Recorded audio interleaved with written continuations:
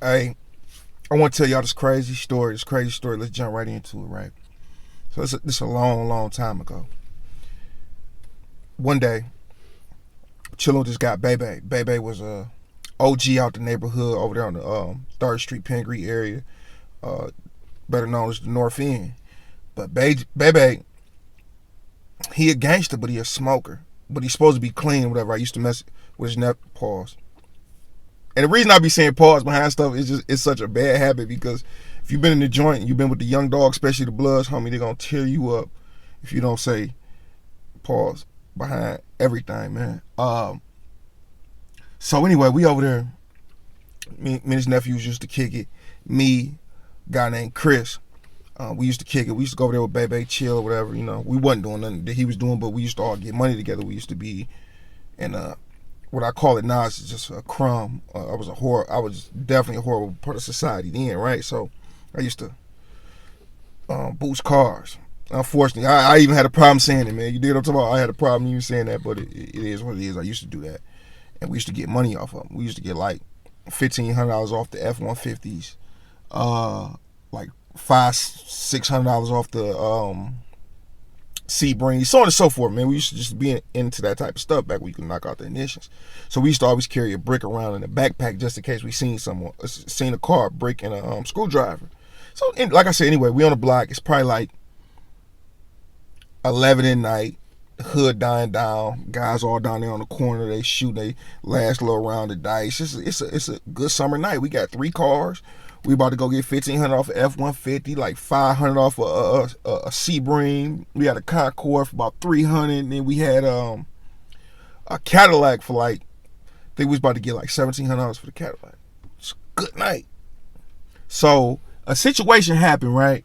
That was in the back of my head. I remember we was driving, and we was selling the guy something. Me and my man's Tone, and I let a guy get in the back seat that I called. Tone go off after you get out the car, like, you don't never let nobody get in the back seat. Why you didn't tell me you was about to do woo-woo? He was going off because a situation happened where a guy of ours that we knew, he let a guy get in the back seat about to serve him, and dude just started blasting away. That's another story I'm gonna tell y'all about. Crazy 8 Mile story. Across 8 Mile, talking about the township. You know what I'm talking about? 8 Mile, Wyoming. Y'all know what I'm talking about. Scony Hood versus YL Project. So anyway, this story in my head, so it's a real muggy night outside. I don't have no cigarettes. Like, damn, I ran out of cigarettes. I grabbed Bebe's cigarette. Bebe crashed out. His people like, man, we ain't seen Bebe sleeping like 3 days. Is he back using? I'm like, I don't know. But he just like crashed out with his eyes open them closed, and like just got weirded out. So I grabbed one of his cigarettes next to him in the chair he was at. I was sitting on the porch. Grab it, hit the joint. It's real muggy outside. The cigarette kind of moist. So I smoke it maybe a quarter way, halfway. Pass it to my man, Chris. He smoked it like, man, it's nasty. He hit it twice. Cool, we think nothing of it or whatnot. Put the cigarettes back. I'm like, bro, come line me up real quick, bro. He's like, man, why you want me to line you up this late? Why don't you just do it in the morning? I'm like, bro, you want to make the money or not, man? Come on. So we go around the corner to Blaine and 2nd Street. We going in somebody's basement. Cut my hair. It's a girl down there. It's her boyfriend. Some other chick down there. A child down there. My man. So we come down there. We cool. But as we walking over there, like I started feeling kind of like funny. My vision got like super clear. Like I never seen. Like I could see like 3 blocks away vividly. I could see the light on top of the Coney Island. I could see the light shining off the side of the church. Like I'm like, damn. Something about this right. Just this night don't feel right. And it was one of them feelings like I used to get when I was on the block hustling, and I just wouldn't feel right. I started thinking about the things my mother told me, my uncle told me, like, man, and I just go in the house and then something will happen, a shooting or people get rounded up, the police do a raid. So, I got this feeling like, damn, maybe I'm just tripping. So we go down there in the basement. Now, mind you, going down this basement, the stairs is built awkwardly. Like when you go down, you got to duck down a little bit, not much. But coming back up the stairs is lower, so you got to really duck down. So anyway, I get my hair cut. We going back up the stairs. Chris behind me. So I'm going up the stairs. Maya got a pistol on me too. So we going up the stairs. And I hit the first stair, and I'm about to jog up the stairs real quick to hurry get out of there. It's hot. Woo.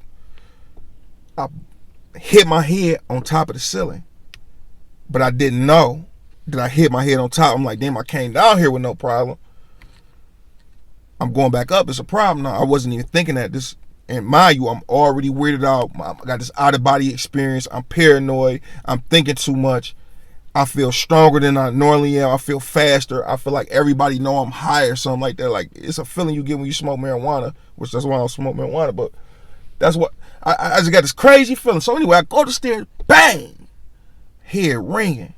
My man standing behind me with the Nike backpack that we always keep the brick in.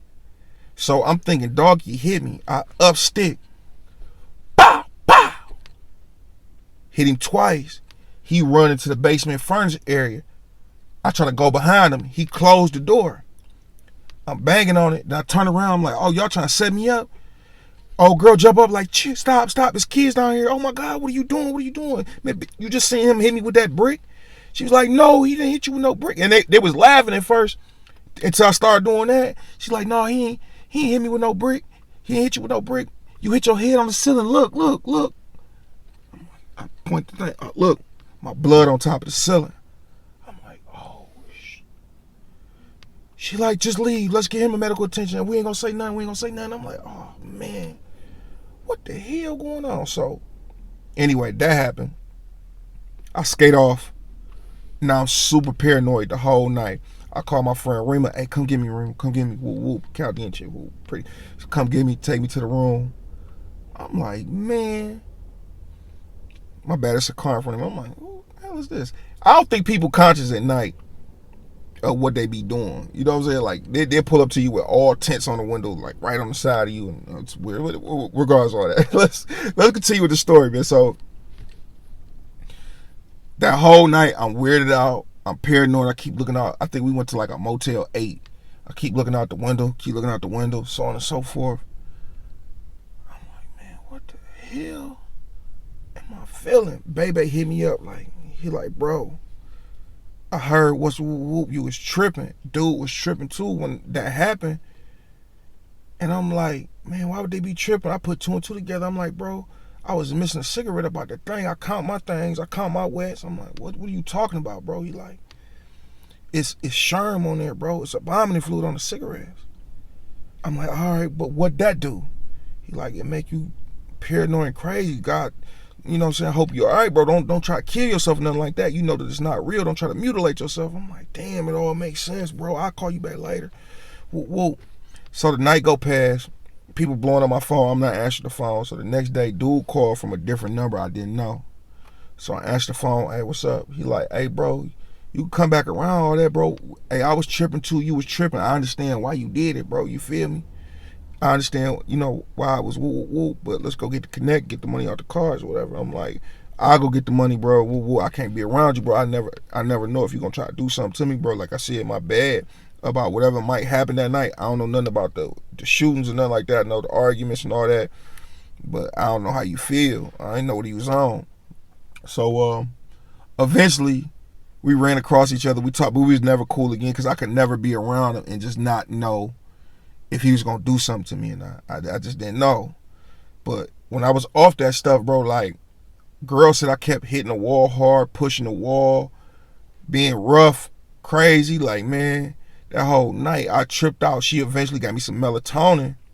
She's like, you tripping? She got me some, after the baby told me that, she went and got me some melatonin. And I went to sleep, slept it off. And then the next day I just couldn't help but feel like an idiot, man, and bad for everything I done. Like, it was a horrible feeling to be on that stuff, but it made me feel like I never felt before, bro. Like, that introduced me to like the shroom thing, which I've tried before. I like those. I ain't gonna lie to you. I'm not gonna encourage nobody to do them, but that's the most creative I ever been. Every time I do shrooms, it changed my life. Like, it changed my life for a bit. Like, I stopped doing something horrible that I do, or some people complain about, like, oh, you ain't sensitive enough to this. Like, it changed you, man. But that's a whole nother segment itself. But I wanted to tell y'all that crazy story. Peace and blessings be upon y'all. Big old 5.